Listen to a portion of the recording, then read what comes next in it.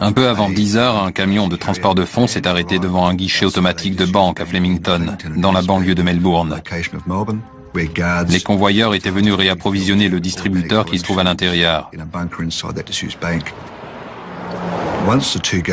Après avoir pris toutes les mesures de sécurité nécessaires, Mohammad s'est posté à l'extérieur de la banque pour surveiller la rue, pendant que Rebecca portait les sacs contenant l'argent à l'intérieur.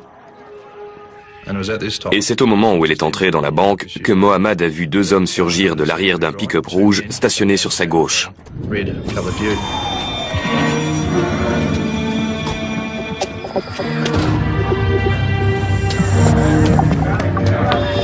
Les deux hommes étaient armés et portaient des cagoules.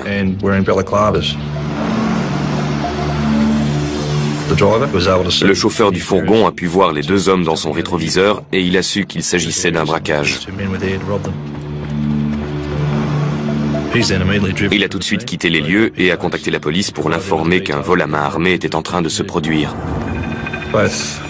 Rebecca et Mohammad se sont précipités à l'intérieur de la banque dans la chambre forte, mais ils n'ont pas eu le temps de fermer la porte derrière eux.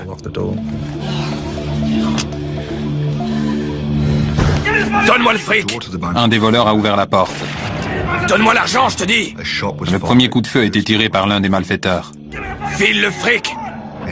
Il a menacé les deux convoyeurs pour qu'ils lui donnent l'argent qui se trouvait dans les sacs à l'intérieur de la chambre forte. Mohammad et Rebecca ont fait feu pour se protéger.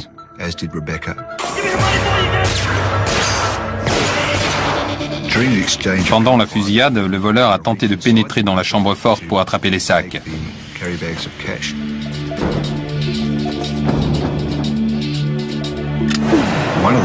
L'une des balles est passée si près de la tête de Mohammad qu'il a pu sentir la chaleur du projectile qui fusait.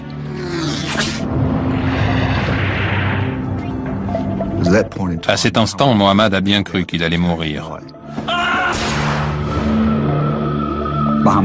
Mohammad s'est aperçu qu'il ne lui restait plus qu'une balle dans son arme. Il savait qu'à la première occasion, il devrait tirer sur l'homme cagoulé.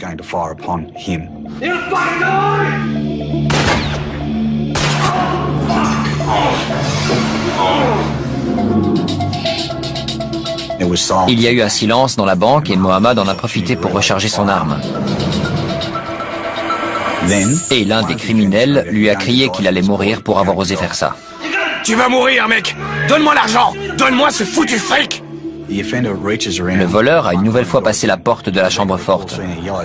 Rebecca se souvient avoir vu un gant jaune agripper la lanière du sac contenant l'argent. Elle a visé et tiré sur l'agresseur. Elle a cru l'avoir touché. Il y a eu une courte pause et les convoyeurs ont compris que les deux hommes étaient partis.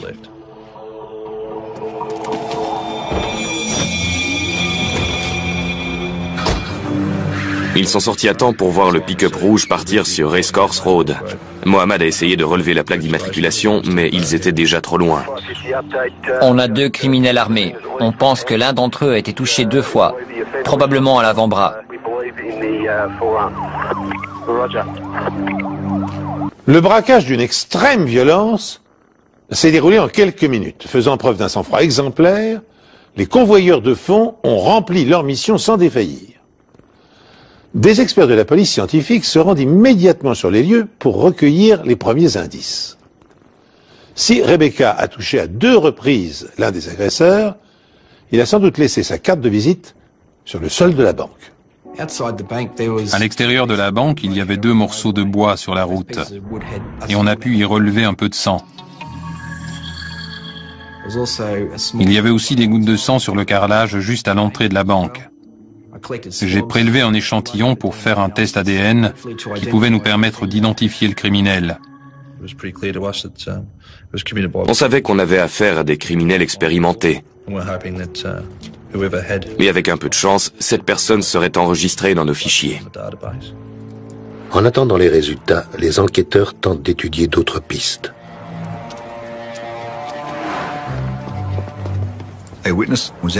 Un témoin passait à vélo sur Racecourse Road au moment du braquage. Il a vu 2 hommes cagoulés et armés se précipiter à l'intérieur de la banque.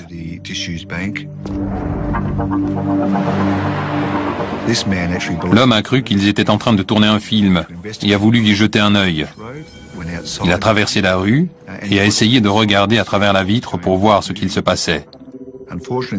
Malheureusement, le reflet sur la vitre ne lui a pas permis de voir ce qu'il se passait à l'intérieur, mais il a entendu plusieurs coups de feu. Et à ce moment-là, il ne savait plus si c'était un film ou un vrai braquage. Il s'est éloigné de la devanture, et c'est là que les deux voleurs sont sortis de la banque et ont sauté dans le pick-up rouge avant de disparaître sur Racecourse Road. Ce témoin a eu le temps de relever la plaque d'immatriculation du véhicule. Un témoin a identifié la voiture. Il s'agit d'un pick-up rouge. Et une rapide vérification confirme que la voiture rouge a été volée. Elle est retrouvée quelques minutes plus tard. Mais permettra-t-elle de rassembler suffisamment de preuves pour arrêter les criminels? La police recherche un homme armé et blessé ce matin lors d'un braquage. Deux hommes cagoulés ont volé près de 100 000 € en liquide après avoir tendu une embuscade à deux convoyeurs de fonds venus remplir les distributeurs automatiques. Tous les coups de feu ont été tirés à l'intérieur de la banque. Aucun passant n'aurait pu être touché, mais c'était une tentative très risquée de la part des criminels. J'ai été contacté par les techniciens de scène de crime pour une affaire de fusillade et de vol à main armée à Flemington. Quand je suis arrivé sur place, c'était un véritable carnage à l'intérieur. Il y avait 14 impacts de balles dans la banque. Et compte tenu des marques laissées par les balles, de la position des deux convoyeurs et de celle des deux criminels, on en a conclu que le convoyeur avait tiré 6 balles, que sa collègue en avait tiré 4 et que 4 autres balles provenaient de l'arme du criminel. 2 dans le sol en béton et 2 autres dans la chambre forte. L'une a touché le distributeur et l'autre s'est enfoncée dans le mur, juste au-dessus de la tête du convoyeur. Lorsque les techniciens médico-légaux entreprennent de ramasser les douilles et les balles, ils ont la surprise de constater que 16 tirs ont été échangés à l'intérieur de la banque. Ce qui laisse 2 tirs inexpliqués. Il est possible que ces 2 balles aient touché l'un des 2 criminels et qu'elles soient restées dans le corps, à moins de l'avoir traversé et d'être resté coincé dans les vêtements. Le criminel blessé qui a laissé des gouttes de sang derrière lui s'est enfui avec son complice dans le pick-up rouge qui vient d'être retrouvé.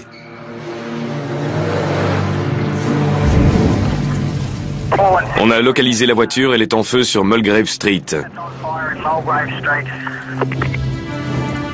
On a au moins 3 ou 4 témoins qui ont poursuivi les criminels.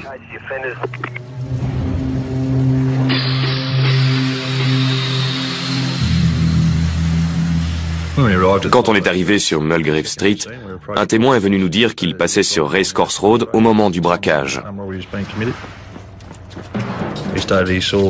Il a dit avoir vu les 2 criminels quitter la banque et sauter dans un pick-up rouge. C'est alors qu'il a décidé de faire demi-tour et de les suivre. Il les a suivis dans Eastwood Street, puis dans Mulgrave Street. À un moment, il a voulu percuter leur véhicule, mais il s'est ravisé en voyant qu'ils étaient armés.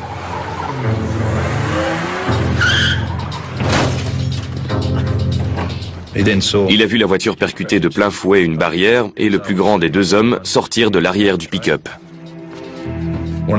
L'autre homme a retiré sa cagoule, mais le témoin était trop loin pour pouvoir faire une description détaillée de son visage. Ensuite, il a vu le plus petit des 2 verser un liquide sur la voiture avant d'y mettre le feu.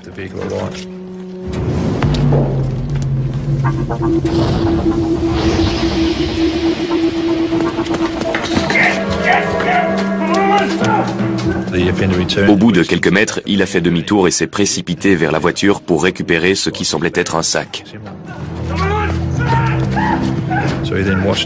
Il a ensuite vu cet homme courir avec un bras en feu et essayer de l'éteindre avec l'autre main.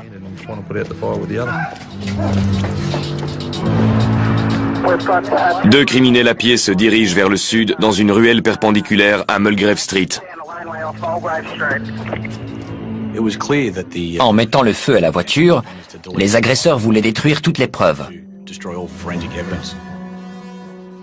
Malheureusement pour eux, le feu n'a pas suffi à tout éliminer. Il restait de nombreux indices pour la police, dont l'arrière du pick-up qui avait partiellement brûlé, une arme à feu et la voiture elle-même. Je ne crois pas que le criminel avait l'intention de laisser son arme à l'intérieur, mais il a paniqué et la blessure de l'un d'entre eux les a déstabilisés.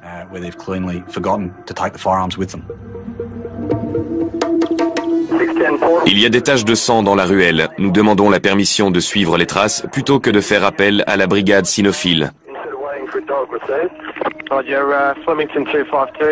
Permission accordée. Là où la voiture s'est encastrée dans la barrière, il y avait une ruelle qui partait vers le sud. Elle traversait Smith Street. Et dans cette ruelle, il y avait des traces de sang qui indiquaient que l'un des criminels saignait. Et vu la quantité et la nature des traces, on a su que sa blessure était grave. On a prélevé un échantillon de ce sang pour faire des tests ADN. Les traces de sang se sont mystérieusement interrompues dans Smith Street, ce qui voulait dire qu'ils avaient pris la fuite dans un autre véhicule. Il y a une mare de sang, il semblerait qu'ils se soient arrêtés quelques secondes avant de voler une autre voiture. Le jour du braquage, on a été contacté par la brigade criminelle. On m'a envoyé à une adresse sur Smith Street à Flemington. Un témoin avait vu les deux criminels courir dans une ruelle et monter dans une voiture garée juste devant chez elle. J'ai une description basique des deux hommes. L'un d'entre eux fait environ 1,85 m. Elle m'a dit avoir vu deux hommes. L'un d'entre eux portait une cagoule. L'autre était à découvert et elle a pu voir son visage. L'autre fait environ 1,73 m de corpulence moyenne. Il approcherait de la quarantaine et serait brun aux cheveux courts. Je lui ai posé des questions pour faire un portrait robot de cet homme qui ne portait pas de cagoule. On a reproduit son visage à la manière d'un puzzle. On commence avec les parties les plus caractéristiques du visage, celles dont peut se souvenir le témoin, que ce soit la coiffure, la forme de la mâchoire. Ensuite, on essaie de rassembler les pièces du puzzle pour aboutir à un visage complet. La création d'un portrait robot par ordinateur est un travail délicat qui peut prendre quelques heures ou une journée entière. Or, les enquêteurs travaillent dans l'urgence, il est essentiel pour eux de rassembler le maximum d'informations avant que les braqueurs n'aient le temps de disparaître et de se terrer dans un abri. C'est pourquoi ils concentrent toute leur attention sur le deuxième élément dont ils disposent, la plaque d'immatriculation du second véhicule relevée par un témoin oculaire. À toutes les unités, on a la description du second véhicule volé. La plaque d'immatriculation est OVV 442. Il s'agirait d'un break blanc des années 80. Mais les informations correspondraient à une berline de 83 provenant d'un garage de Ben Allah. On a commencé à se demander si les plaques avaient été volées, parce que toutes les informations qu'on obtenait étaient fausses. Ça nous a conduit à faire des recherches plus poussées et à trouver des variantes de la plaque d'immatriculation avec les chiffres et les lettres qu'on nous avait fournis. C'est comme ça qu'on a obtenu des informations sur un break qui avait été volé dans la région de Middle Park environ 3 semaines auparavant et dont la plaque était QVV 442.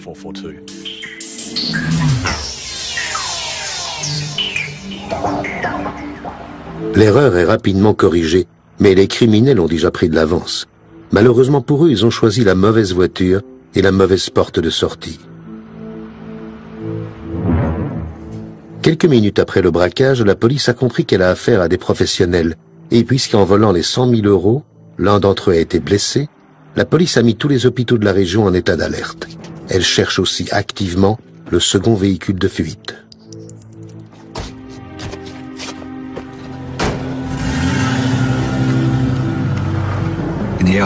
Dans les heures qui ont suivi le braquage, on a émis un avis de recherche pour le break immatriculé QVV 442.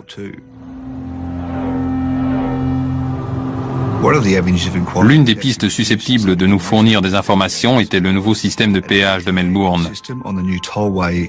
Les voitures équipées d'un dispositif peuvent emprunter une voie réservée qui leur permet de passer le péage sans s'arrêter, moyennant un abonnement. Mais si la voiture n'est pas équipée, des caméras détectent la fraude et le coupable devra payer une amende. Grâce à ce système, on a appris que la voiture volée était passée sur le pont par le péage et qu'elle avait été filmée par la caméra parce qu'ils n'avaient pas payé le passage.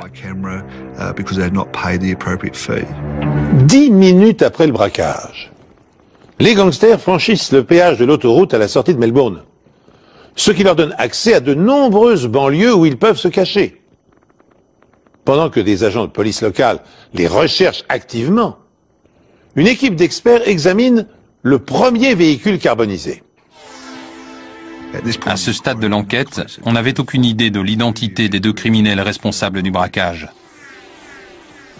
On est retourné voir le premier véhicule volé. La zone avait été sécurisée pour sauvegarder les preuves qui pouvaient se trouver dans le véhicule et nous permettre d'identifier les voleurs. En examinant la voiture, on a trouvé une corde et une paire de gants que le voleur portait probablement au moment du braquage.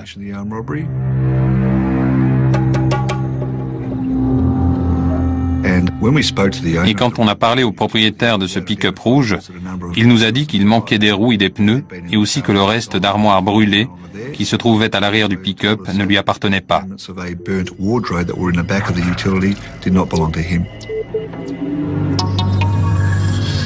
On a réinterrogé les gens du quartier où la voiture avait été volée.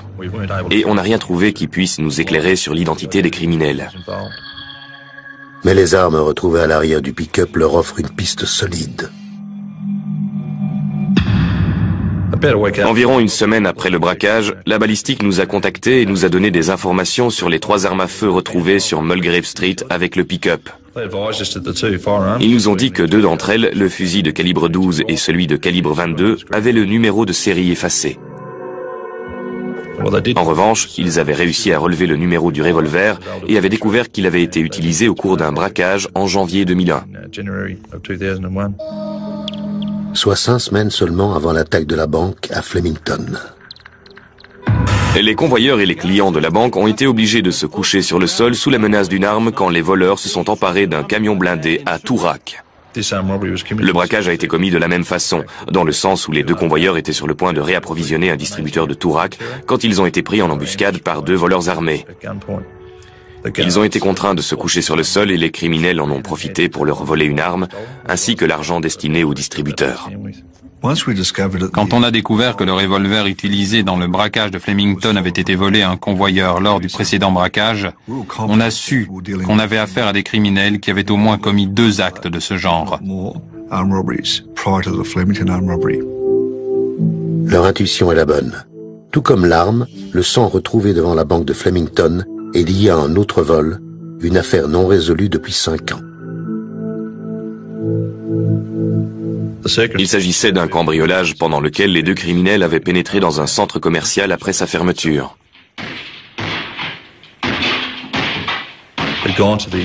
Ils étaient entrés dans une bijouterie en brisant une fenêtre. Ils avaient ensuite cassé plusieurs vitrines et l'un d'entre eux s'était coupé.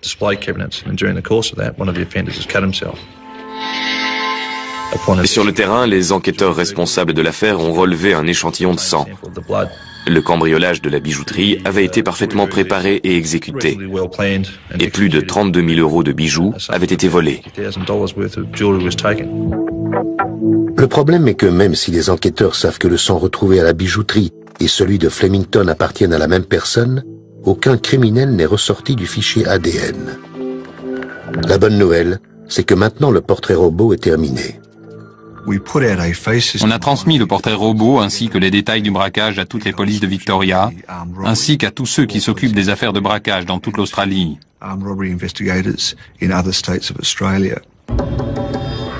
De nombreuses réponses ont commencé à affluer et on a pu établir une liste de suspects. On a envoyé un email général en précisant qu'un des criminels avait été blessé et qu'il avait probablement besoin de soins. On a reçu des informations de la police locale de Rye sur un certain Brian Gardner qui avait besoin de soins.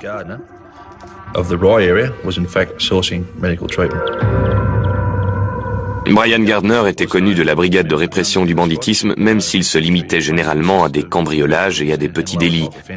Au départ, il n'était pas considéré comme quelqu'un susceptible d'atteindre le niveau de violence du braquage de Flemington. Mais quand on a reçu cette information de la police de Rye, il est devenu notre suspect numéro 1. Quand les enquêteurs cherchent à localiser Brian Gardner dans la ville de Rye, ils découvrent qu'il est susceptible de s'être réfugié à plusieurs adresses. Chacune d'entre elles doit être contrôlée au plus vite. Mais compte tenu de la dangerosité du criminel, qui n'a pas hésité à faire feu sur les convoyeurs, la brigade de répression du banditisme ne se contente pas de frapper aux portes.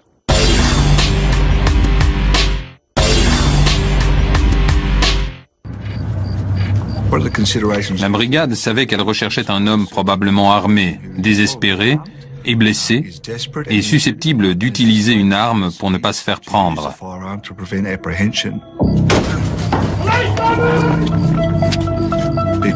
L'équipe a donc décidé d'entrer par la force.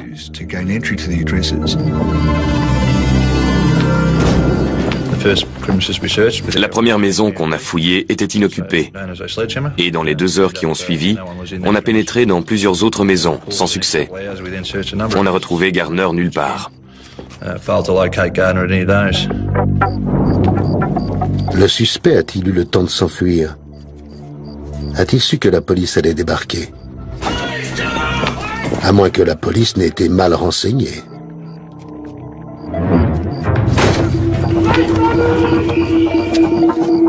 Les enquêteurs fouillent toutes les propriétés susceptibles d'abriter leur suspect numéro 1. Mais toutes leurs tentatives se soldent par un échec. On a cerné toute la zone autour de Rye pour s'assurer que toutes les sorties et tous les points d'accès de la ville étaient sous la surveillance de la brigade, au cas où Gardner apprendrait qu'on le recherche et qu'il tenterait de quitter la région. On a eu plusieurs autres adresses auxquelles on s'est intéressé. On a chargé des policiers de surveiller chacune de ces résidences pour voir si quelqu'un entrait ou sortait. L'une de ces maisons éveille l'intérêt de la police. Les 2 officiers qui surveillaient cette adresse ont vu 2 hommes quitter les lieux en voiture.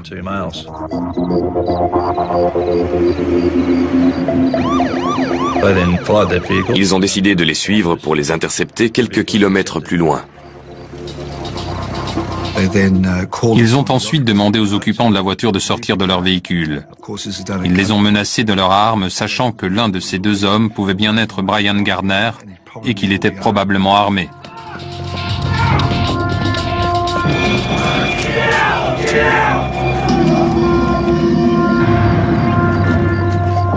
L'un des officiers s'est ensuite approché de l'arrière de la voiture où il a vu une personne couverte d'une sorte de couverture blanche. Il lui a également ordonné de sortir de la voiture, mais apparemment, il ne pouvait pas. Quand il a été une nouvelle fois menacé, le suspect a répondu qu'il ne pouvait pas bouger le bras. L'agent a identifié cette personne comme étant Brian Gardner. On avait enfin notre homme. Ils l'ont donc immobilisé avant de vérifier s'il était armé. Mais ils n'ont trouvé aucune arme. À ce stade, ils ont constaté que son bras droit était en écharpe et que son bras gauche était entièrement bandé. Ils l'ont sorti du véhicule et mis en état d'arrestation. Quand ils lui ont demandé comment il s'était blessé, il a répondu qu'on lui avait tiré dans le bras gauche, mais que la balle était ressortie. Il avait aussi pris une balle dans le bras droit, mais la balle avait dû y rester et lui casser l'os. Il leur a dit qu'il n'avait aucun plan quant à la façon de se soigner et qu'il espérait que ça se cicatriserait tout seul. Brian Gardner a immédiatement été conduit au Frankston Hospital, accompagné de 2 membres de la brigade criminelle. Pendant son hospitalisation, il a avoué aux enquêteurs avoir été blessé par un agent de sécurité, mais il n'a rien dit sur le braquage, ni sur l'endroit où se trouvait l'argent, ni sur l'identité de son complice. On était donc reparti à zéro et on avait besoin de preuves scientifiques pour le relier au crime. Les enquêteurs ont obtenu un échantillon de sang de Brian Gardner, ce qui devait permettre d'établir un profil ADN et découvrir si c'était bien lui qui avait laissé son sang à Flemington. Brian Gardner subit une opération au cours de laquelle une balle lui est retirée, mais elle a été entièrement déformée sous l'impact et ne pourra donc pas être utilisée comme pièce à conviction. Pendant que les enquêteurs attendent impatiemment les résultats des tests ADN, la maison de Gardner est passée au peigne fin. Au cours de cette fouille, on a trouvé un grand nombre d'antalgiques, de bandages et d'autres produits du même genre dans la chambre, et tous destinés à soigner ses blessures. Il y avait aussi une grosse moto dans son salon. Elle avait l'air neuve et ça pouvait être le signe d'un enrichissement récent. On a posé la question à sa femme qui nous a dit qu'ils avaient emprunté 16 000 € pour acheter cette moto. Vu le contexte, on a trouvé ça plutôt bizarre. On a parlé à l'ancien propriétaire de la moto qui nous a fourni un certain nombre d'informations. Il nous a dit que Gardner était venu chez lui pour acheter la moto 2 semaines environ avant le braquage. Gardner lui a donné un acompte et lui a dit qu'il aurait bientôt le reste de l'argent et qu'il reviendrait à ce moment-là pour payer la moto.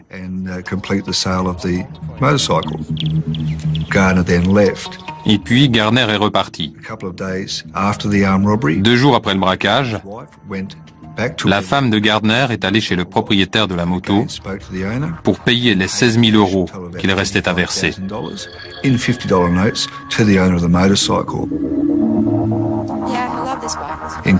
Dans la conversation, la femme de Gardner a dit qu'elle voulait emmener la moto tout de suite pour rassurer son mari. La découverte de la moto expliquait au moins 16 000 € du braquage. Mais le reste de l'argent était introuvable. À ce stade, on ne savait pas où il avait mis l'argent, ou ce qu'il en avait fait. Après avoir été interrogé dans sa chambre d'hôpital, Gardner est inculpé de tentative de meurtre, vol à main armée et vol de voiture. Pour autant, les policiers sont inquiets. Parviendront-ils à rassembler les preuves matérielles suffisantes pour maintenir leur chef d'accusation devant un tribunal? La nuit de l'arrestation de Brian Gardner a été plus chargée que prévu. Les enquêteurs ont appris un peu plus tard ce soir-là que le break blanc qu'ils recherchaient a été repéré à moitié calciné sur le parking qui se trouvait derrière la banque. Ce véhicule ne pouvait pas avoir été abandonné à cet endroit avant cette nuit-là parce que la zone était constamment surveillée. C'est une zone très fréquentée où la police patrouille régulièrement. On était plutôt satisfait d'apprendre qu'elle avait été abandonnée cette nuit-là. Il y avait 2 façons de voir les choses à ce stade. Soit le criminel s'était dit qu'il fallait se débarrasser de toutes les preuves à ce moment précis, soit c'était pour narguer la police, du genre « arrête-moi si tu peux ».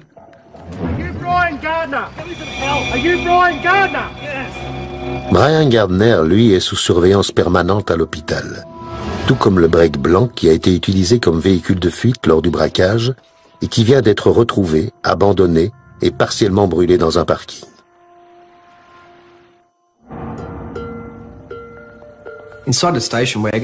À l'intérieur du break, on a retrouvé des pneus et des planches de bois. C'était des planches avec un papier fleuri dessus. Et puis des boîtes dans lesquelles on range les billets. Le genre de boîte qu'on utilise pour transporter les billets destinés aux distributeurs. Et celle-ci portait un numéro indiquant qu'elle venait de la banque de Flemington. On a aussi retrouvé un grand sac en vinyle à l'arrière de la voiture. Et c'est dans ce sac que se trouvaient les boîtes à billets. À l'avant de la voiture, on a retrouvé une grande quantité de sang, ce qui indiquait que la personne qui s'était assise à cette place avait beaucoup saigné. J'ai fait un prélèvement pour des tests ADN. On avait la quasi-certitude que ce sang était celui de Brian Gardner, qui s'était fait conduire par son complice alors qu'il fuyait la banque de Flemington après le braquage. On a contacté le propriétaire du break pour qu'il nous dise si ce qui se trouvait à l'intérieur lui appartenait. Et il nous a répondu que les morceaux d'armoire, les roues, les pneus, les boîtes et le sac n'étaient pas à lui. Quand on a contacté le propriétaire du break, on a également fait appel au propriétaire du pick-up rouge. Mais il nous a dit que les pneus qui se trouvaient à l'arrière du break étaient bien les siens.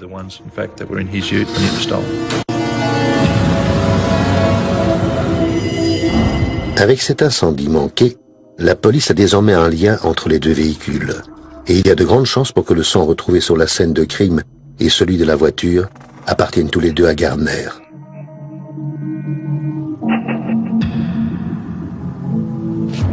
Mais pour le moment, la police n'a aucun indice sur l'identité de son complice. On n'avait aucune idée de l'identité du complice. On a procédé par élimination à partir d'une liste de personnes qu'on avait interrogées, jusqu'à ce qu'on reçoive un coup de téléphone du commissariat d'Altona. Une personne du nom de Michael Coates s'était présentée au poste de police en disant que la brigade de répression du banditisme voulait lui parler au sujet d'un braquage à Flemington. On a trouvé ça bizarre. Pourquoi quelqu'un se présenterait-il au commissariat sans savoir ce qu'il s'était passé à Flemington? C'était vraiment très étrange et il fallait absolument qu'on étudie cette piste. Une fois au commissariat d'Altona, j'ai remarqué que Michael Coates ressemblait beaucoup à la description et au portrait robot du témoin de Flemington.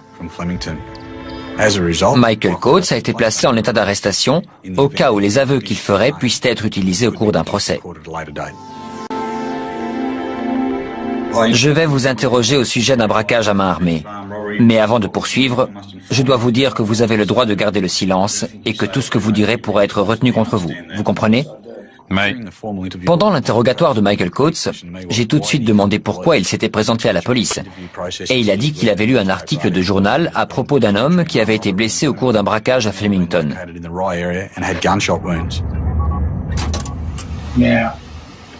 je suis de nature méfiante et je me suis dit que c'était peut-être quelqu'un que je connaissais et que, si c'était le cas, vous voudriez probablement me voir. Mais personne n'est venu me voir. Quelqu'un est venu à 9h ce matin pour me dire que vous me cherchiez, alors je suis venu. Cette personne était un agent de police? Non.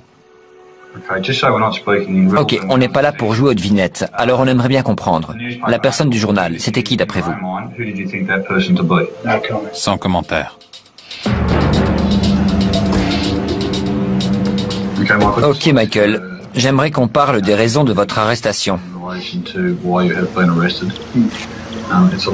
Le 25 janvier 2002, il y a eu un vol à main armée au guichet automatique de la banque de Flemington. Qu'est-ce que vous pouvez me dire là-dessus?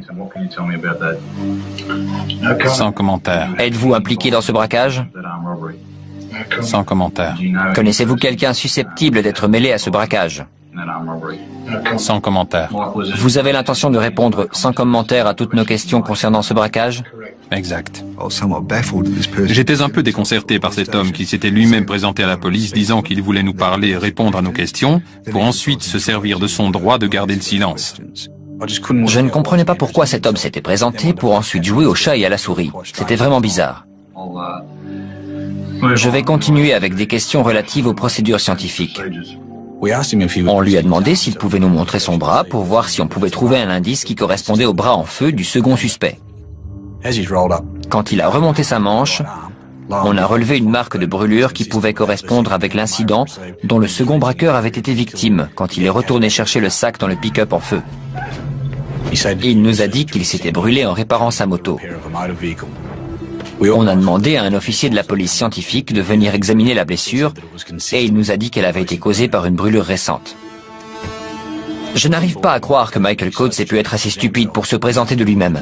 Il correspondait au portrait robot et il avait une blessure susceptible d'être la brûlure du deuxième suspect. Les inspecteurs se trouvent face à une situation extravagante. Si Michael Coates est le second braqueur recherché par toutes les polices d'Australie, pourquoi s'est-il présenté spontanément au commissariat? Et pourquoi, une fois s'être mis dans la gueule du loup, refuse-t-il obstinément de répondre aux questions?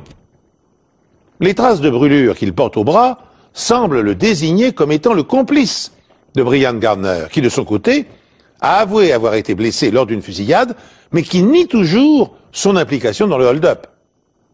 Face à cette situation confuse et inexplicable, les policiers bénéficient d'une chance inespérée.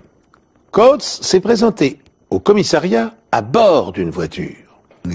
Michael Coates m'a aussi donné les clés de sa voiture et quand je l'ai fouillé, j'ai trouvé un bail de location dans la boîte à gants. Il correspondait à une adresse sur Locke Street, à Yarraville.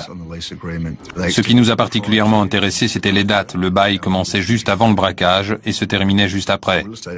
L'agent immobilier nous a donné d'autres informations sur le bail. Et sur le contrat, Brian Gardner se portait caution de Michael Coates. Michael Coates s'est présenté au commissariat de police en prétextant que la brigade de répression était à sa recherche. Ce n'était pas le cas, mais son attitude conduit les enquêteurs à fouiller une maison qu'il a louée pendant la période du braquage de Flemington. On a fouillé la maison de Yarraville et on a trouvé un certain nombre de choses. D'abord, il y avait des taches de sang sur le sol près de la porte de derrière. On a aussi trouvé une paire de baskets tachées de sang, des bandages également tachés qui se trouvaient dans le salon. Et surtout, on a trouvé une armoire avec des étagères recouvertes d'un papier fleuri qui correspondait aux planches de bois retrouvées dans le break volé.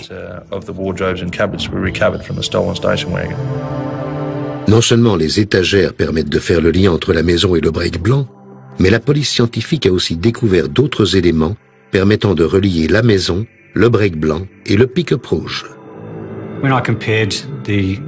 Quand j'ai comparé les caractéristiques communes aux deux voitures volées, c'est-à-dire le pick-up rouge et le break blanc, j'ai remarqué qu'il y avait des morceaux d'armoire dans les deux.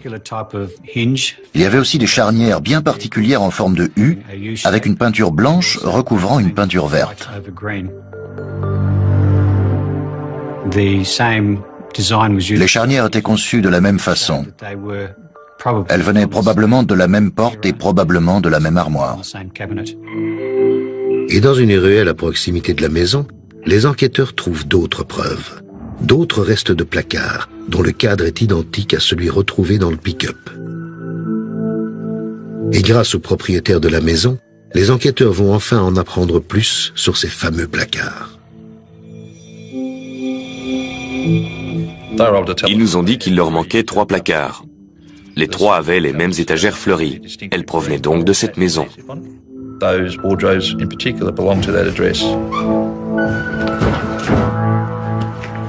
Au moment du vol, la maison était louée par Michael Coates. Tout concordait. Et les rapprochements ne s'arrêtent pas là. Dans le garage qui se trouve derrière la maison, on a trouvé un morceau de corde. Et on a tout de suite vu qu'il s'agissait de la même corde que celle retrouvée à l'arrière du pick-up rouge. Cette corde avait la même taille et la même structure que la corde retrouvée dans le pick-up. J'ai pu en conclure qu'il y avait de grandes chances pour que ce soit les mêmes. Dans le garage, les enquêteurs retrouvent également des traces de pneus. L'une d'entre elles correspond parfaitement avec les pneus du break. Mais cette voiture n'est pas le seul véhicule relié à la maison louée par Coates. Des membres de la brigade de répression du banditisme ont interrogé tous les habitants de Locke Street et ils ont pu trouver quelques témoins. L'un d'entre eux a repéré une berline jaune moutarde garée devant la propriété au moment où a eu lieu le braquage de Flemington. Il a également vu un homme prendre dans le coffre ce qui ressemblait à un étui de fusil avant de l'emmener à l'intérieur de la maison. Mais la description de cette personne ne correspondait pas à Brian Gardner. Et on a appris que Brian Gardner avait eu une voiture du même modèle et de la même couleur. En poursuivant nos recherches autour de Locke Street, on a trouvé un cabinet médical. Et on a découvert que Michael Coates s'y était rendu plusieurs fois après le braquage.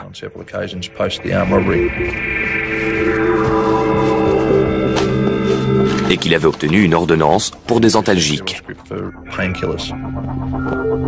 Et c'était une information très importante, parce qu'il était clair que ces antalgiques étaient destinés à soigner Gardner, qui avait été blessé par balle. Brian Gardner et Michael Coates sont donc bien passés dans cette maison. Et, plus important, les résultats des tests ADN de Brian Gardner reviennent enfin. Son sang correspond à celui retrouvé dans le break blanc dans la ruelle près de l'endroit où le pick-up a été brûlé, et à celui prélevé à l'extérieur de la banque. En s'appuyant sur cette accumulation de preuves matérielles, les policiers confirment leurs accusations. En attendant de comparaître devant une cour, Brian Gardner est maintenu en garde à vue pour vol à main armée et tentative de meurtre sur 2 convoyeurs de fonds.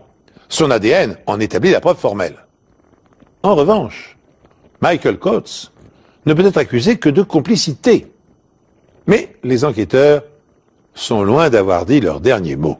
Une fois qu'on a obtenu toutes les preuves relevées à Locke Street, on s'est ensuite adressé aux témoins qui avaient vu le criminel sans sa cagoule. On lui a montré une série de photos sur lesquelles elle a été capable de l'identifier. Michael Coates était bien la personne qu'elle avait vue dans la ruelle le jour du braquage. On avait donc des preuves suffisantes pour accuser Michael de vol à main armée. On est ensuite allé le chercher à son domicile de Mount Street pour l'arrêter et le conduire auprès des enquêteurs de brigade de répression du banditisme, où on lui a donné l'opportunité d'expliquer ses actes s'il le souhaitait. Ok Michael, on sait que vous et Brian Gardner êtes allés à la banque de Flemington, où vous avez été confrontés à 2 convoyeurs de fonds venus réapprovisionner les distributeurs. Qu'est-ce que vous avez à dire là-dessus? Ce n'était pas moi. On sait qu'à la suite de ce braquage, une certaine somme, environ 100 000 euros, a été volée. Vous avez quelque chose à dire? Je ne sais pas de quoi vous parlez. À ce moment-là, on vous a également vu fuir avec Gardner, dans un pick-up volé. Il était rouge et il était garé à côté de la banque. L'immatriculation est DVC 574. Vous avez quelque chose à dire à ce sujet? Ce n'était pas moi. Le braquage était parfaitement préparé et parfaitement exécuté, jusqu'à ce que Gardner se fasse tirer dessus. À partir de là, les choses ont mal tourné. La fuite ne s'est pas passée comme prévu. Ils ont eu un accident avec le pick-up, ils y ont mis le feu et ont laissé leurs armes à l'intérieur. Ils avaient même laissé l'argent et Michael Coates s'est brûlé en essayant de le récupérer. Ça a carrément viré au cauchemar. Ils n'avaient pas de deuxième véhicule sous la main, il fallait qu'ils improvisent. Rien ne s'est passé comme prévu à partir du moment où ils ont quitté la banque. On a pu inculper Michael Coates pour vol à main armée, tentative de meurtre et le vol des 2 voitures utilisées pour fuir avec les 100 000 euros de la banque. Il a donc été placé en détention provisoire avec son complice Brian Gardner. Vous avez quelque chose à dire concernant les accusations portées contre vous? Sans commentaire. Vous avez d'autres déclarations à faire concernant cette affaire? Non. Je ne comprends vraiment pas pourquoi Michael Coates s'est présenté au commissariat d'Altona. On a plusieurs théories là-dessus. Il a peut-être eu le culot de croire que même si on découvrait la vérité, on n'aurait pas les preuves suffisantes pour le condamner. J'avoue que je me pose encore la question, mais là où il est maintenant, je crois qu'il va avoir le temps d'y penser et de s'apercevoir que ça a été sa plus grosse erreur. Au procès, les 2 hommes plaident non coupables pour la tentative de meurtre. Mais contrairement à son complice, Brian Gardner plaide coupable pour le vol à main armée et le vol de voiture. Ils sont condamnés pour ces 2 chefs d'accusation. Curieusement, à défaut de preuves balistiques, ils parviennent à se faire acquitter de la tentative de meurtre sur les convoyeurs. Gardner a été condamné à une peine de 8 ans de prison contre 7 ans pour Coates. Mais le cabinet du procureur de l'État de Victoria a fait appel et leurs peines ont été alourdies à 11 ans de prison ferme sans remise de peine avant 8 ans. Coates et Gardner ne pourront pas espérer sortir de prison avant 2010. Gardner a également été condamné pour l'affaire du cambriolage de la bijouterie dans laquelle il a plaidé coupable. Et pour ça, il a pris 1 an de plus. Mais malheureusement, on n'a pas pu rassembler assez de preuves pour le braquage de Toorak et l'enquête est encore en cours. Les 2 convoyeurs de fonds qui se sont retrouvés au milieu du braquage de la banque de Flemington ont quitté leur travail. Brian Gardner, le responsable de leur traumatisme, en portera la cicatrice sur son bras droit. Il ne pourra probablement plus jamais conduire une moto. Le reste de l'argent n'a jamais été retrouvé. Préparé comme une mécanique parfaitement huilée, le hold-up a bien failli se dérouler comme les gangsters l'avaient prévu. Mais c'était sans compter sur le courage de Mohamed et Rebecca, les convoyeurs de fonds. En blessant Gardner, Ils ont fait déraper l'opération. Les traces de sang, la récupération de l'épave de la première voiture volée, les armes et les objets divers ont conduit les policiers à l'arrestation de Brian Gardner. Par ailleurs, la réaction de Michael Coates demeure un mystère. Pourquoi? Mais pourquoi s'est-il livré spontanément? Pourquoi a-t-il pris le risque de se faire arrêter? Provocation? Désir de narguer la police? Besoin de savoir si son complice l'avait dénoncé? Depuis des années, aucune explication satisfaisante n'a répondu à ces questions. Et c'est sur cette énigme que se termine cette émission. Je vous remercie de l'avoir suivi et je vous donne rendez-vous prochainement sur cette antenne, bien sûr, pour une nouvelle enquête impossible. En attendant de comparaître devant une cour, Brian Gardner est maintenu en garde à vue pour vol à main armée et tentative de meurtre sur 2 convoyeurs de fonds. Son ADN en établit la preuve formelle. En revanche, Michael Coates ne peut être accusé que de complicité. Mais les enquêteurs sont loin d'avoir dit leur dernier mot. Une fois qu'on a obtenu toutes les preuves relevées à Locke Street, on s'est ensuite adressé aux témoins qui avaient vu le criminel sans sa cagoule. On lui a montré une série de photos sur lesquelles elle a été capable de l'identifier. Michael Coates était bien la personne qu'elle avait vue dans la ruelle le jour du braquage. On avait donc des preuves suffisantes pour accuser Michael de vol à main armée. On est ensuite allé le chercher à son domicile de Mount Street pour l'arrêter et le conduire auprès des enquêteurs de brigade de répression du banditisme. On lui a donné l'opportunité d'expliquer ses actes s'il le souhaitait. Ok Michael, on sait que vous et Brian Gardner êtes allés à la banque de Flemington où vous avez été confrontés à 2 convoyeurs de fonds venus réapprovisionner les distributeurs. Qu'est-ce que vous avez à dire là-dessus? Ce n'était pas moi. On sait qu'à la suite de ce braquage, une certaine somme, environ 100 000 euros, a été volée. Vous avez quelque chose à dire? Je ne sais pas de quoi vous parlez. À ce moment-là, on vous a également vu fuir avec Gardner, dans un pick-up volé. Il était rouge et il était garé à côté de la banque. L'immatriculation est DVC 574. Vous avez quelque chose à dire à ce sujet? Ce n'était pas moi. Le braquage était parfaitement préparé et parfaitement exécuté, jusqu'à ce que Gardner se fasse tirer dessus. À partir de là, les choses ont mal tourné. La fuite ne s'est pas passée comme prévu. Ils ont eu un accident avec le pick-up, ils y ont mis le feu et ont laissé leurs armes à l'intérieur. Ils avaient même laissé l'argent et Michael Coates s'est brûlé en essayant de le récupérer.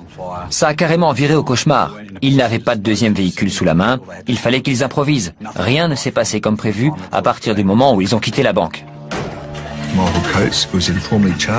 On a pu inculper Michael Coates pour vol à main armée, tentative de meurtre et le vol des 2 voitures utilisées pour fuir avec les 100 000 euros de la banque. Il a donc été placé en détention provisoire avec son complice Brian Gardner. Vous avez quelque chose à dire concernant les accusations portées contre vous? Sans commentaire. Vous avez d'autres déclarations à faire concernant cette affaire? Non. Je ne comprends vraiment pas pourquoi Michael Coates s'est présenté au commissariat d'Altona. On a plusieurs théories là-dessus. Il a peut-être eu le culot de croire que même si on découvrait la vérité, on n'aurait pas les preuves suffisantes pour le condamner. J'avoue. De la position des 2 convoyeurs et de celle des 2 criminels, on en a conclu que le convoyeur avait tiré 6 balles, que sa collègue en avait tiré 4 et que 4 autres balles provenaient de l'arme du criminel. 2 dans le sol en béton et 2 autres dans la chambre forte. L'une a touché le distributeur et l'autre s'est enfoncée dans le mur, juste au-dessus de la tête du convoyeur. Lorsque les techniciens médico-légaux entreprennent de ramasser les douilles et les balles, ils ont la surprise de constater que 16 tirs ont été échangés à l'intérieur de la banque. Ce qui laisse 2 tirs inexpliqués.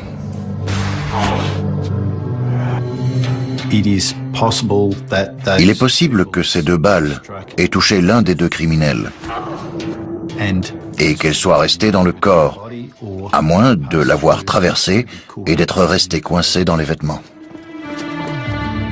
Le criminel blessé qui a laissé des gouttes de sang derrière lui s'est enfui avec son complice dans le pick-up rouge qui vient d'être retrouvé.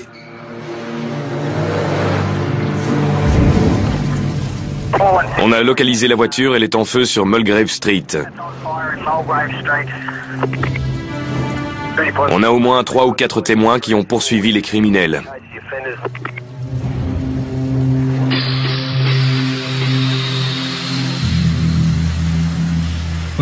Quand on est arrivé sur Mulgrave Street, un témoin est venu nous dire qu'il passait sur Racecourse Road au moment du braquage. Il a dit avoir vu les 2 criminels quitter la banque et sauter dans un pick-up rouge. C'est alors qu'il a décidé de faire demi-tour et de les suivre. Il les a suivis dans Eastwood Street, puis dans Mulgrave Street. À un moment, il a voulu percuter leur véhicule, mais il s'est ravisé en voyant qu'ils étaient armés.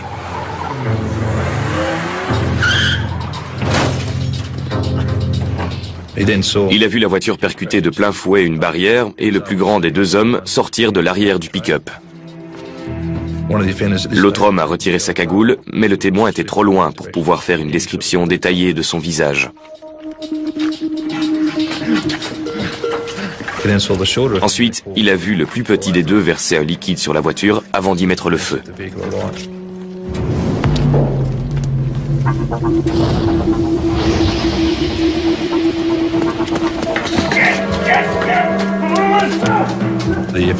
Au bout de quelques mètres, il a fait demi-tour et s'est précipité vers la voiture pour récupérer ce qui semblait être un sac. Dans le sens où les 2 convoyeurs étaient sur le point de réapprovisionner un distributeur de Toorak quand ils ont été pris en embuscade par 2 voleurs armés.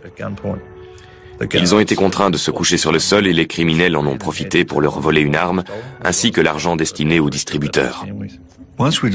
Quand on a découvert que le revolver utilisé dans le braquage de Flemington avait été volé à un convoyeur lors du précédent braquage, on a su qu'on avait affaire à des criminels qui avaient au moins commis 2 actes de ce genre. Leur intuition est la bonne. Tout comme l'arme, le sang retrouvé devant la banque de Flemington est lié à un autre vol, une affaire non résolue depuis 5 ans. Il s'agissait d'un cambriolage pendant lequel les 2 criminels avaient pénétré dans un centre commercial après sa fermeture.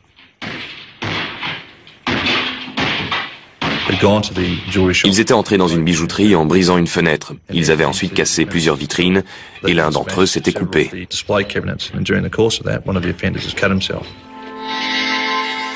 Et sur le terrain, les enquêteurs responsables de l'affaire ont relevé un échantillon de sang. Le cambriolage de la bijouterie avait été parfaitement préparé et exécuté. Et plus de 32 000 € de bijoux avaient été volés. Le problème est que même si les enquêteurs savent que le sang retrouvé à la bijouterie et celui de Flemington appartiennent à la même personne, aucun criminel n'est ressorti du fichier ADN. La bonne nouvelle, c'est que maintenant le portrait robot est terminé. On a transmis le portrait robot ainsi que les détails du braquage à toutes les polices de Victoria, ainsi qu'à tous ceux qui s'occupent des affaires de braquage dans toute l'Australie.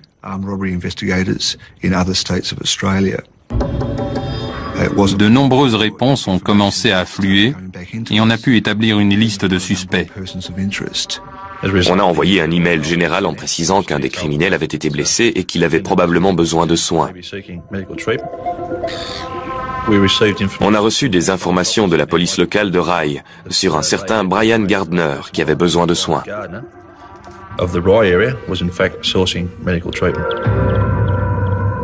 Brian Gardner était connu de la brigade de répression du banditisme, même s'il se limitait généralement à des cambriolages et à des petits délits. Au départ, il n'était pas considéré comme quelqu'un susceptible d'atteindre le niveau de violence du braquage de Flemington. Mais quand on a reçu cette information de la police de Rye, il est devenu notre suspect numéro 1.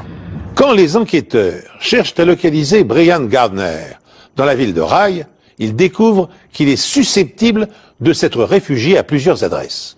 Chacune d'entre elles doit être contrôlée au plus vite. Mais compte tenu de la dangerosité du criminel, qui n'a pas hésité à faire feu sur les convoyeurs, la brigade de répression du banditisme ne se contente pas de frapper aux portes. Flemington. C'était vraiment très étrange et il fallait absolument qu'on étudie cette piste. Une fois au commissariat d'Altona, j'ai remarqué que Michael Coates ressemblait beaucoup à la description et au portrait robot du témoin de Flemington. Michael Coates a été placé en état d'arrestation au cas où les aveux qu'il ferait puissent être utilisés au cours d'un procès. Je vais vous interroger au sujet d'un braquage à main armée. Mais avant de poursuivre, je dois vous dire que vous avez le droit de garder le silence et que tout ce que vous direz pourra être retenu contre vous. Vous comprenez? Mais Pendant l'interrogatoire de Michael Coates, j'ai tout de suite demandé pourquoi il s'était présenté à la police. Et il a dit qu'il avait lu un article de journal à propos d'un homme qui avait été blessé au cours d'un braquage à Flemington.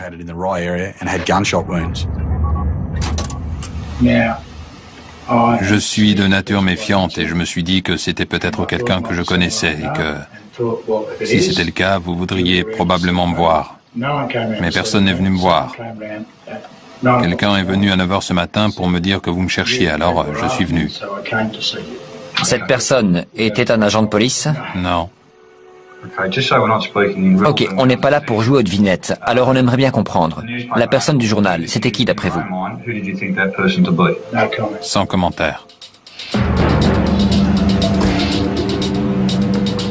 Ok Michael, j'aimerais qu'on parle des raisons de votre arrestation.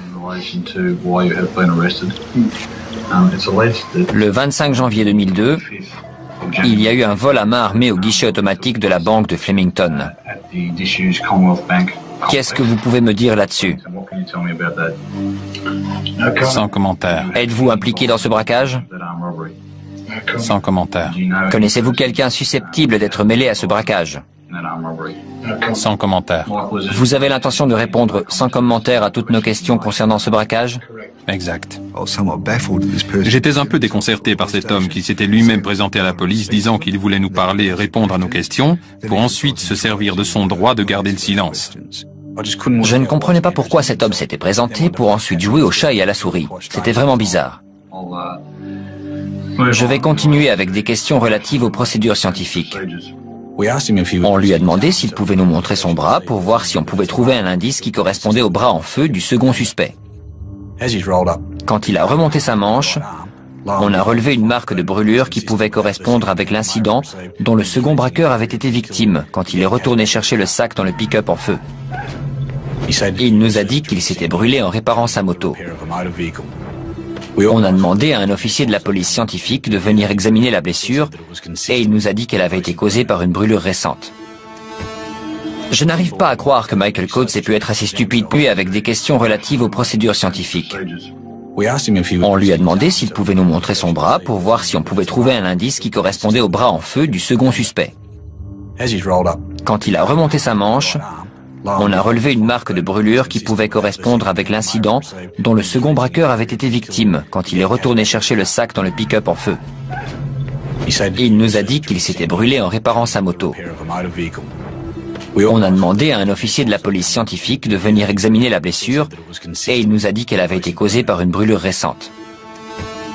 Je n'arrive pas à croire que Michael Coates ait pu être assez stupide pour se présenter de lui-même. Il correspondait au portrait robot et il avait une blessure susceptible d'être la brûlure du deuxième suspect. Les inspecteurs se trouvent face à une situation extravagante. Si Michael Coates est le second braqueur recherché par toutes les polices d'Australie, pourquoi s'est-il présenté spontanément au commissariat? Et pourquoi, une fois s'être mis dans la gueule du loup, refuse-t-il obstinément de répondre aux questions? Les traces de brûlure qu'il porte au bras semblent le désigner comme étant le complice de Brian Gardner, qui de son côté a avoué avoir été blessé lors d'une fusillade, mais qui nie toujours son implication dans le hold-up. Face à cette situation confuse et inexplicable, les policiers bénéficient d'une chance inespérée. Coates s'est présenté au commissariat à bord d'une voiture. Michael Coates m'a aussi donné les clés de sa voiture et quand je l'ai fouillé, j'ai trouvé un bail de location dans la boîte à gants. Il correspondait à une adresse sur Locke Street, à Yarraville. Ce qui nous a particulièrement intéressé, c'était les dates. Le bail commençait juste avant le braquage et se terminait juste après.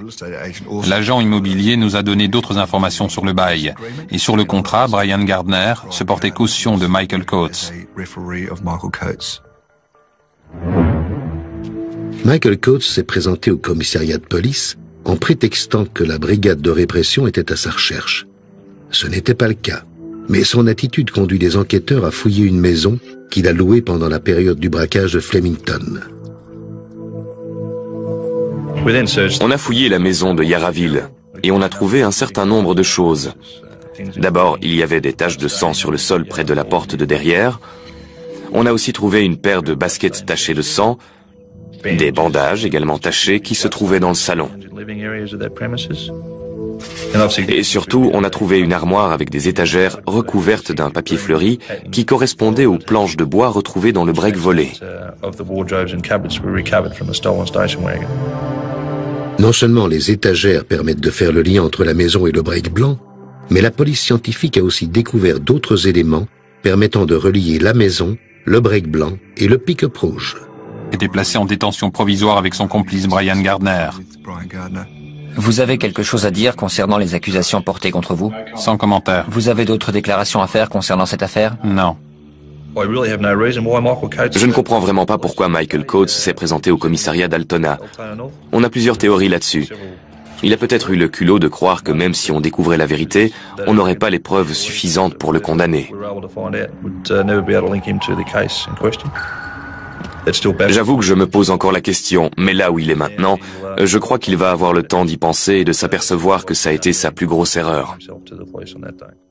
Au procès, les deux hommes plaident non coupables pour la tentative de meurtre. Mais contrairement à son complice, Brian Gardner plaide coupable pour le vol à main armée et le vol de voiture. Ils sont condamnés pour ces deux chefs d'accusation. Curieusement, à défaut de preuves balistiques, ils parviennent à se faire acquitter de la tentative de meurtre sur les convoyeurs. Gardner a été condamné à une peine de 8 ans de prison contre 7 ans pour Coates. Mais le cabinet du procureur de l'État de Victoria a fait appel et leurs peines ont été alourdies à 11 ans de prison ferme sans remise de peine avant 8 ans. Coates et Gardner ne pourront pas espérer sortir de prison avant 2010. Gardner a également été condamné pour l'affaire du cambriolage de la bijouterie dans laquelle il a plaidé coupable. Et pour ça, il a pris 1 an de plus. Mais malheureusement, on n'a pas pu rassembler assez de preuves pour le braquage de Toorak et l'enquête est encore en cours. Les deux convoyeurs de fonds qui se sont retrouvés au milieu du braquage de la banque de Flemington ont quitté leur travail.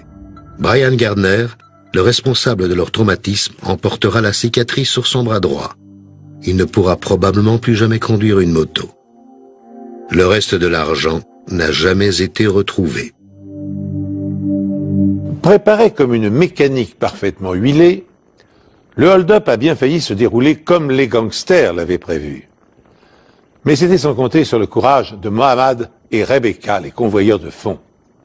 En blessant Gardner, ils ont fait déraper l'opération. Les traces de sang, la récupération de l'épave de la première voiture volée, les armes et les objets divers ont conduit les policiers à l'arrestation de Brian Gardner. Par ailleurs, la réaction de Michael Coates demeure un mystère. Pourquoi? Mais pourquoi s'est-il livré spontanément? Pourquoi a-t-il pris le risque de se faire arrêter? Provocation? Désir de narguer la police?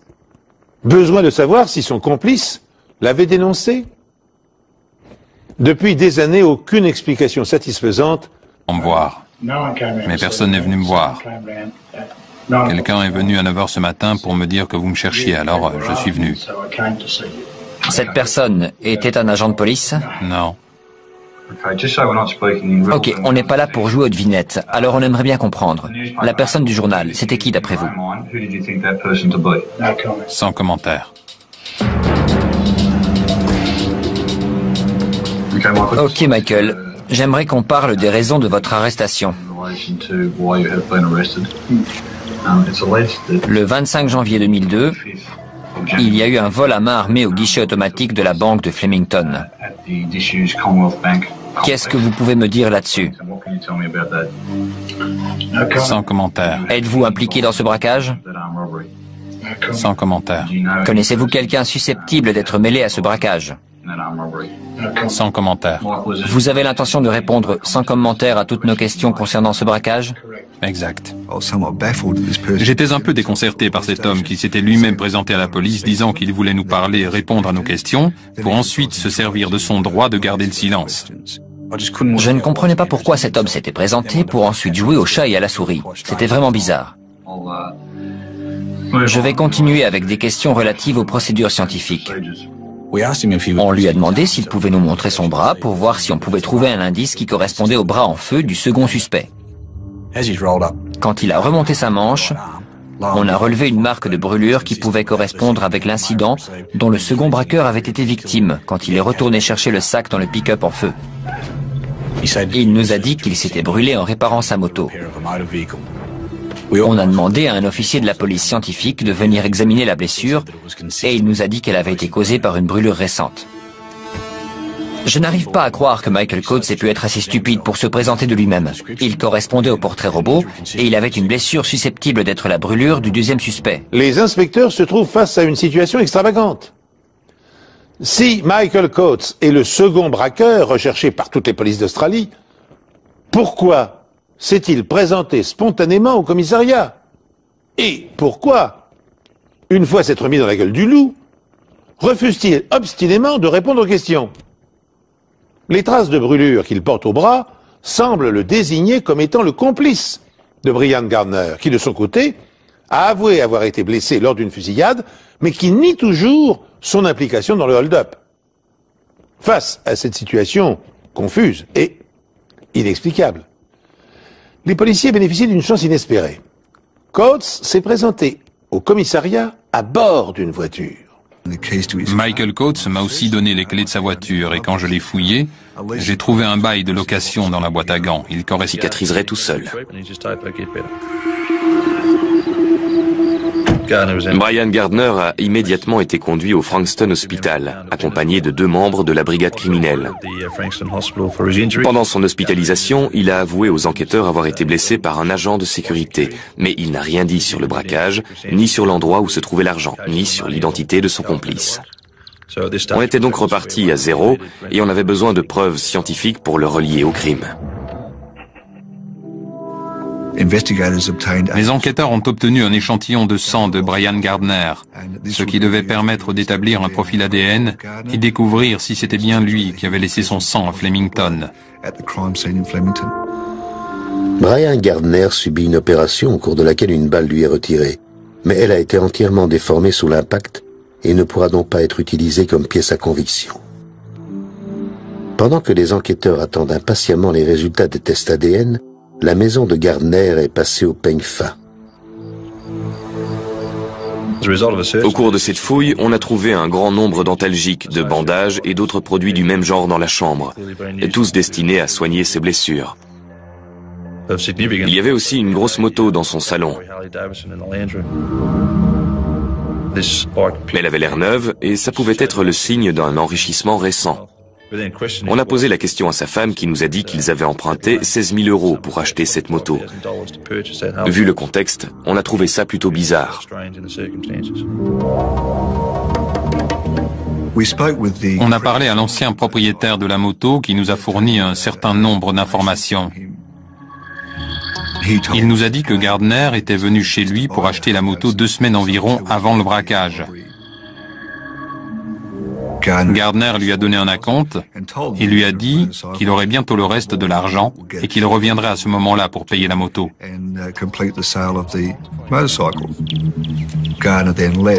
Et puis Gardner est reparti. 2 jours après le braquage, la femme de Gardner est allée chez le propriétaire de la moto pour payer les 16 000 € qu'il restait à verser.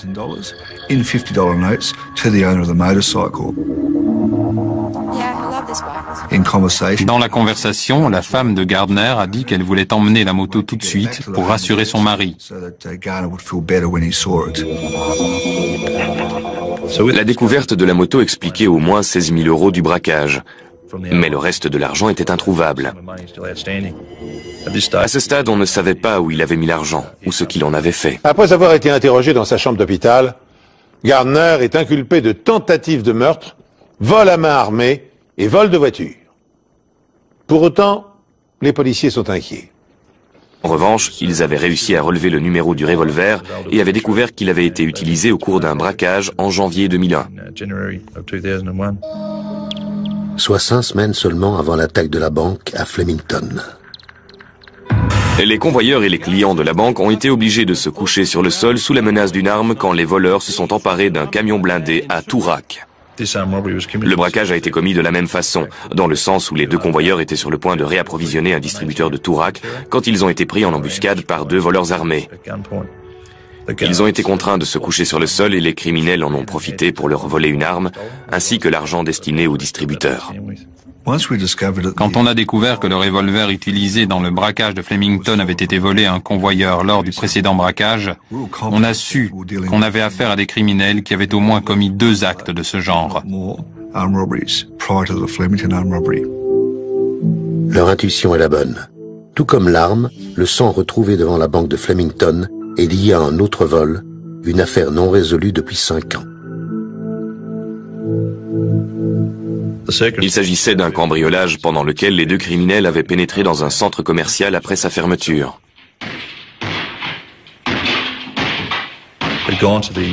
Ils étaient entrés dans une bijouterie en brisant une fenêtre. Ils avaient ensuite cassé plusieurs vitrines et l'un d'entre eux s'était coupé.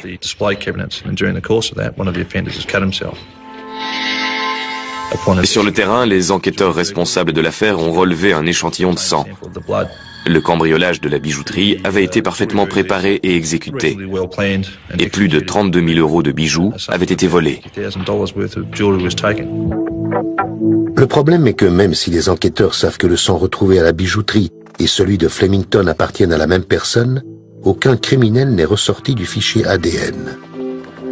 La bonne nouvelle, c'est que maintenant le portrait robot est terminé. On a transmis le portrait robot ainsi que les détails du braquage à toutes les polices de Victoria, ainsi qu'à tous ceux qui s'occupent des affaires de braquage dans toute l'Australie.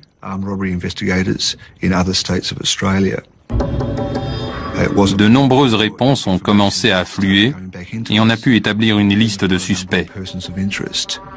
On a envoyé un email général en précisant qu'un des criminels avait été blessé et qu'il avait probablement besoin de soins. On a reçu des informations de la police locale de Rye sur un certain Brian Gardner qui avait besoin de soins.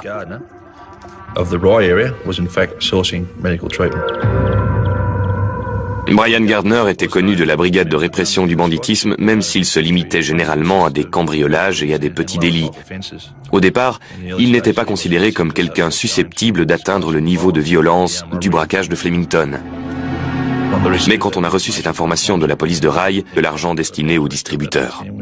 Quand on a découvert que le revolver utilisé dans le braquage de Flemington avait été volé à un convoyeur lors du précédent braquage, on a su qu'on avait affaire à des criminels qui avaient au moins commis 2 actes de ce genre. Leur intuition est la bonne. Tout comme l'arme, le sang retrouvé devant la banque de Flemington est lié à un autre vol, une affaire non résolue depuis 5 ans. Il s'agissait d'un cambriolage pendant lequel les deux criminels avaient pénétré dans un centre commercial après sa fermeture.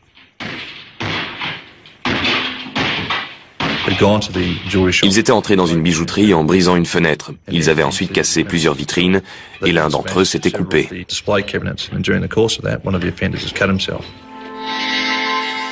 Et sur le terrain, les enquêteurs responsables de l'affaire ont relevé un échantillon de sang. Le cambriolage de la bijouterie avait été parfaitement préparé et exécuté. Et plus de 32 000 € de bijoux avaient été volés. Le problème est que même si les enquêteurs savent que le sang retrouvé à la bijouterie et celui de Flemington appartiennent à la même personne, aucun criminel n'est ressorti du fichier ADN. La bonne nouvelle, c'est que maintenant le portrait robot est terminé. On a transmis le portrait robot ainsi que les détails du braquage à toutes les polices de Victoria, ainsi qu'à tous ceux qui s'occupent des affaires de braquage dans toute l'Australie.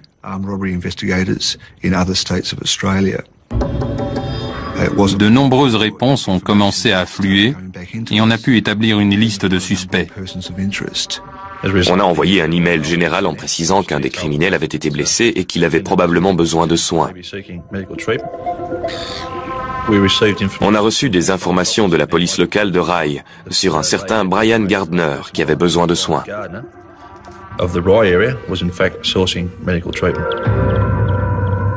Brian Gardner était connu de la brigade de répression du banditisme, même s'il se limitait généralement à des cambriolages et à des petits délits. Au départ, il n'était pas considéré comme quelqu'un susceptible d'atteindre le niveau de violence du braquage de Flemington. Mais quand on a reçu cette information de la police de Rye, il est devenu notre suspect numéro 1. Quand les enquêteurs cherchent à localiser Brian Gardner dans la ville de Rye, ils découvrent qu'il est susceptible de s'être réfugié à plusieurs adresses. Chacune d'entre elles doit être contrôlée au plus vite.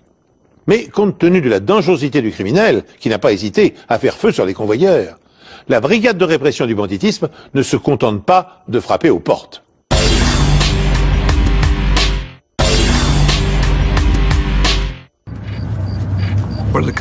La brigade savait qu'elle recherchait un homme probablement armé, désespéré et blessé,